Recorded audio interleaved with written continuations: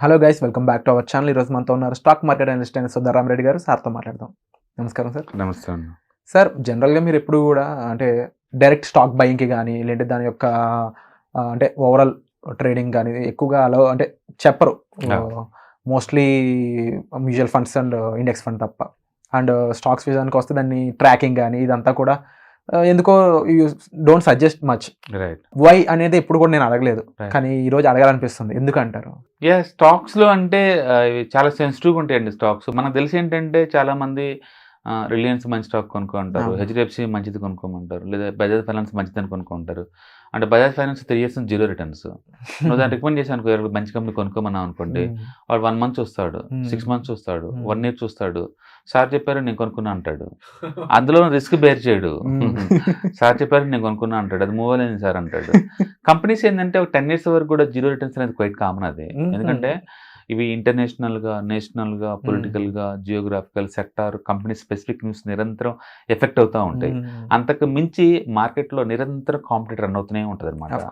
అందుకని ప్రొడక్ట్ స్టేజ్లో ఉన్నప్పుడు దాని టార్గెట్లు వేరు, దాని పిఈ వేరు, దాని సేల్స్ వేరు అనమాట, మార్జిన్స్ వేరే ఉంటుంది. గ్రోత్ స్టేజ్కి వచ్చినప్పుడు మళ్ళీ మారిపోతాయి డైనమిక్స్ ఇవన్నీ కూడా. అందుకని ఎప్పుడైతే వాటి ప్రాఫిటబిలిటీ, ఆ ప్రాఫిట్ స్పీడ్, ఆర్ఓఈ, ఆర్ఓసి ఇలా టెక్నికల్ పారామీటర్లన్నీ, ఫండమెంటల్ పారామీటర్లన్నీ మారుతున్నాయో కంపెనీ యొక్క వాల్యుయేషన్ కూడా మారిపోతూ ఉంటుంది, కంపెనీ మీద ఒపీనియన్ కూడా మారుతూ ఉంటుంది. తద్వారా ఏంటంటే గ్రోత్ స్టేజ్లో ఉన్నప్పుడు వేరే మారిపోద్ది, మళ్ళీ మెచ్యూరిటీకి వచ్చినప్పుడు మళ్ళీ వేరే వచ్చింది. మెచ్యూరిటీ తర్వాత అది డిక్లైన్ అయినా అవుతుంది, లేదా వాటి రీఇన్వెస్ట్మెంట్ చేసుకొని మళ్ళీ దాన్ని యంగా మార్చాల్సి ఉంటుంది కంపెనీని. ఈ ప్రాసెస్లో నిరంతరం మార్కెట్ వాల్యుయేషన్ మారిపోతూ ఉంటాయి. ఫాస్ట్గా చేంజ్ అయ్యి ఈ వాల్యుయేషన్ని ట్రాక్ చేయడం అంత ఈజీ ఏం కాదు. సపోజ్ జియో ఫైనాన్స్ ఇంతవరకు ఇంకా ఫుల్ పేజ్ లాంచ్ చేయలేదు. బజాజ్ ఫైనాన్స్ వాళ్ళు దాన్ని చూసి దీన్ని ఆల్రెడీ పడగొట్టేస్తున్నారు. 3 years నుంచి బజాజ్ ఫైనాన్స్ 0 returns. ఎందుకంటే జియో ఫైనాన్స్ వచ్చేస్తే దీన్ని ఆపర్చునిటీస్ మొత్తం గ్రాప్ చేస్తుంది కాబట్టి దీనికి ఇవ్వాల్సిన పీఈని డీరేటింగ్ చేస్తున్నారు ఆల్రెడీ. డీరేటింగ్ అంటే ఇంత ముందులాగా ఎక్కువ రెస్పెక్ట్ ఇవ్వరు అనమాట, దాన్ని తగ్గించుకుంటూ పోతున్నారు. కంపెనీ ఫండమెంటల్ సౌండ్ ఇంత ముందుతో పోల్చుకుంటే ఇప్పుడు ఇంకా, బట్ స్టిల్ ఫ్యూచర్లో తగ్గబోతుంది అన్న స్పృహతోటి ఇప్పుడే పడగొట్టేస్తున్నారు. అలాగే Asian paints last 3 years 0 returns. అది పెయింటింగ్లో one of the good company, but still cement companies అన్నీ కూడా పెయింటింగ్లోకి ఎంటర్ అవుతున్నాయి. తొందరలో ఇటు మార్జిన్ తగ్గబోతుంది అన్న దాంతో దాన్ని పడగొట్టేస్తున్నారు. అంటే ఒకప్పుడు 100 PE తగ్గకుండా ఉన్న ఏషియన్ పెయింట్స్ ఇప్పుడు 40 దొరుకుతున్నా ఎవరు తీసుకోవట్లా, 40లో దొరుకుతున్నా ఎవరు తీసుకోవట్లేదు. అందుకని మనం మంచి అని అనుకున్న ప్రతిసారి నువ్వు రికమెండ్ చేసావు అనుకోండి వాటిని, వాళ్ళు 1 year చూస్తే 2 years చేస్తారు. వాటితో పోల్చుకుంటే రిస్క్ లేకుండా ఈటీఎఫ్స్, ఇండెక్స్ ఫండ్స్లో వచ్చినప్పుడు why should go for stock specific. అందుకని కంపెనీ మీకు ఎప్పుడైనా సరే నిరంతరం ట్రాక్ చేసే వాళ్ళ కోసం అనమాట. నేనైతే టెక్నికల్ ఏరియా బ్రేక్అవుట్ అయితే నేను కొంటానండి, అదర్వైజ్ నేను ఇన్వెస్ట్ చేయను దాంట్లో. యూజువల్గా మీరు ఎప్పుడైనా లాంగ్ టర్మ్ అని అంటున్నారంటే 2 రకాలు థింక్ చేస్తున్నాం. ఒకటి కోర్ పోర్ట్ఫోలియో. కోర్ పోర్ట్ఫోలియో అంటే మీరు నెక్స్ట్ తరానికి కూడా గిఫ్ట్ ఇద్దాం అనుకున్నట్టుగా స్టాక్స్ని డెవలప్ చేస్తారు. ఎందుకంటే ఆ బిజినెస్ మోడల్ మీరు లైక్ చేస్తారు, పర్మనెంట్గా ఉంచుకుంటారు.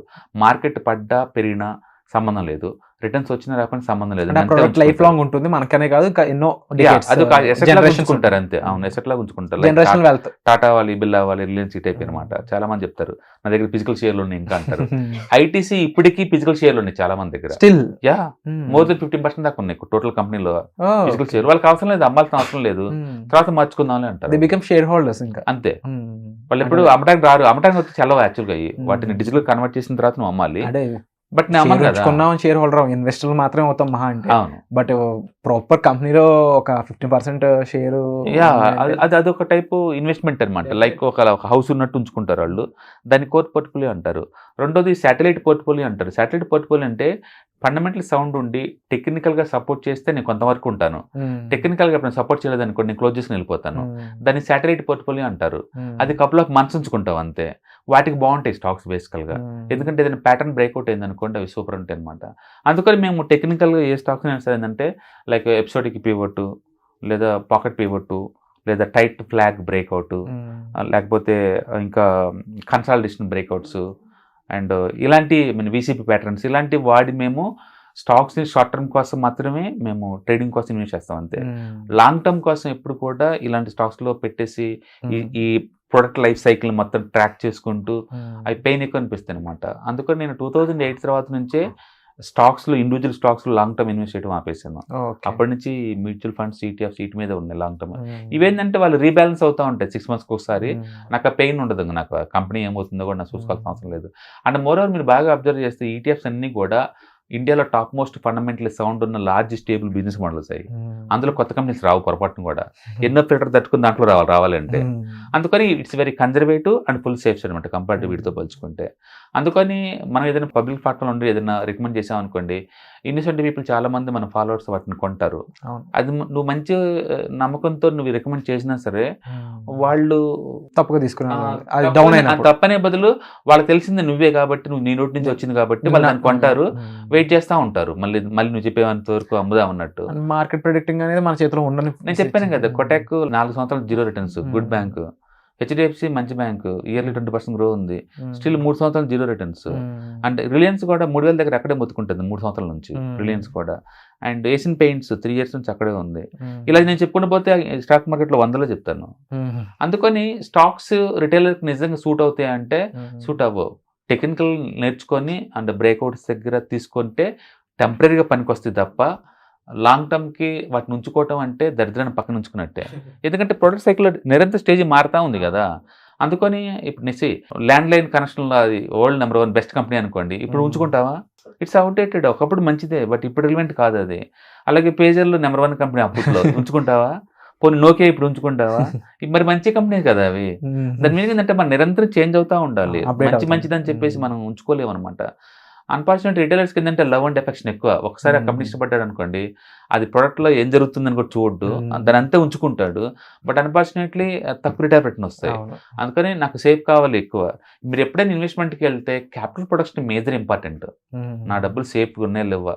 రెండోది లిక్విడిటీ, ఎప్పుడైనా అర్జెంట్ కావాలంటే అమ్మగలుగుతానా లేదా.